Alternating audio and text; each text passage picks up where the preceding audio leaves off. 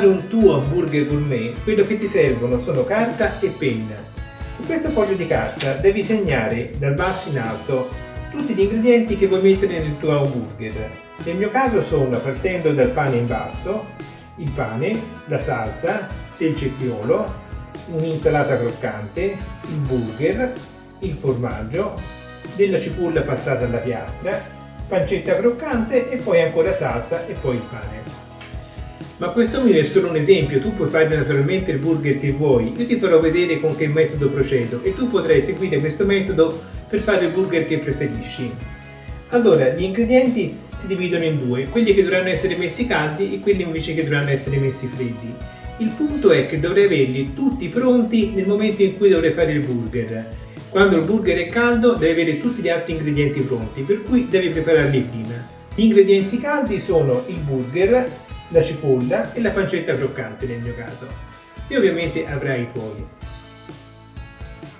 Per la salsa burger la prima cosa che ti serve è la maionese. Io in casa non la tengo, per cui me la faccio di volta in volta. Apro un uovo, poi metto un po' di olio, di semi, un po' di senape, frullo aggiungendo l'olio finché non raggiunge la consistenza voluta. Ecco, in nemmeno un minuto la maionese è pronta. Per la salsa serve anche un quarto di cipolla tagliato in maniera molto fine. Adesso la cipolla mi sembra tritata abbastanza bene, per cui la prendo e la metto in questo pentolino in cui preparerò la salsa.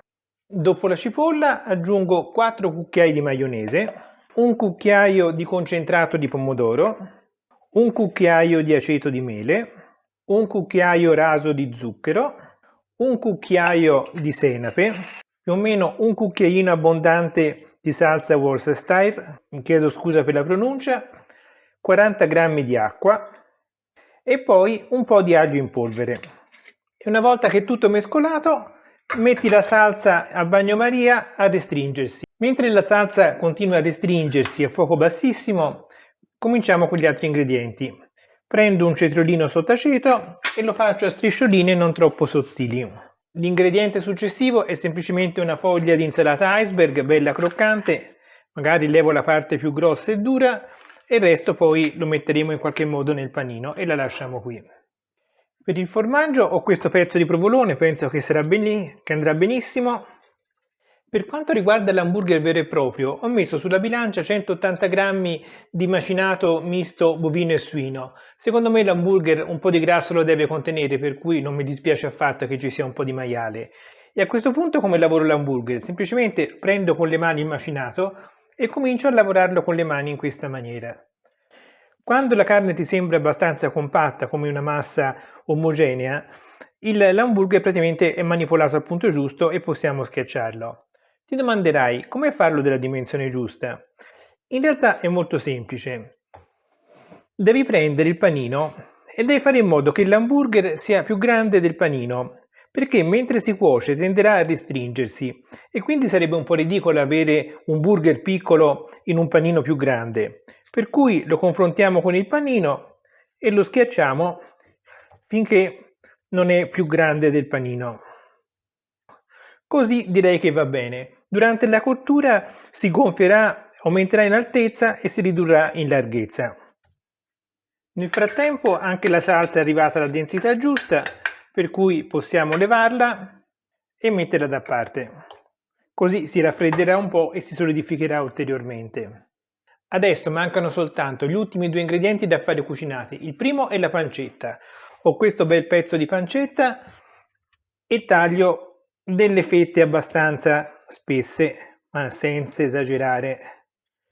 Ecco, così è più che sufficiente. Visto che sono delle fette lunghe, le divido a metà. Infine la cipolla.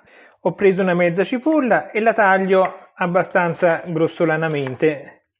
E anche questa la mettiamo da parte. Come ultima cosa non mi rimane altro che dividere a metà il burger. E adesso possiamo passare ai fornelli, ma prima non dimenticarti di lasciarmi un mi piace, lo apprezzerei moltissimo, grazie.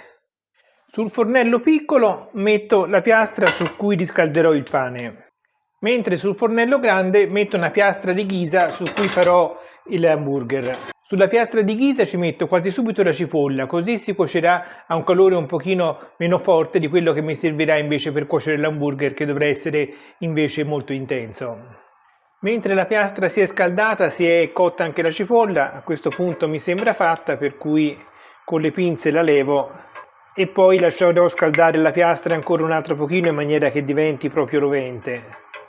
Intanto posso mettere a scaldare il pane dell'hamburger sull'altra piastra di alluminio che è a temperatura più bassa. Bene, penso che la piastra sia calda al punto giusto, per cui a questo punto metto l'hamburger e ho messo anche la pancetta. Il pane è caldo, per cui lo levo, rigiro l'hamburger e giro sul fuoco anche continuamente la pancetta. Metto un po' di sale mentre sta facendo molto fumo, la pancetta è pronta, posso levarla. E adesso portiamo a cottura l'hamburger. Bene, a questo punto metto il formaggio sull'hamburger, aspetto solo un attimo che il formaggio si sciolga leggermente senza andare a sporcare la piastra in ghisa, che pulirla se no sarebbe un inferno. Bene, direi che possiamo levare e a questo punto andiamo ad assemblare molto rapidamente il nostro hamburger con tutti gli ingredienti che sono già pronti. Per prima cosa metto la salsa, che è venuta uno spettacolo, sui due pani, o i due buns come vengono chiamati. Abbondo con la salsa perché è davvero molto buona. Mettiamo sulla parte inferiore il cetriolo, quindi l'insalata, poi metto l'hamburger, la cipolla. Vedi come si è ridotto dimensione l'hamburger, dovevo farlo ancora più grosso. E infine la pancetta croccante. Ed ecco pronto il nostro bellissimo mega hamburger. Adesso dividiamo a metà il burger e vediamo come è venuto dentro. Ed ecco qua. Ditemi se non è una meraviglia. Bene, spero che questa ricetta vi sia piaciuta, che anche voi riusciate a fare il vostro burger gourmet. Adesso io me lo mangio prima che si freddi troppo e vi saluto. Ciao!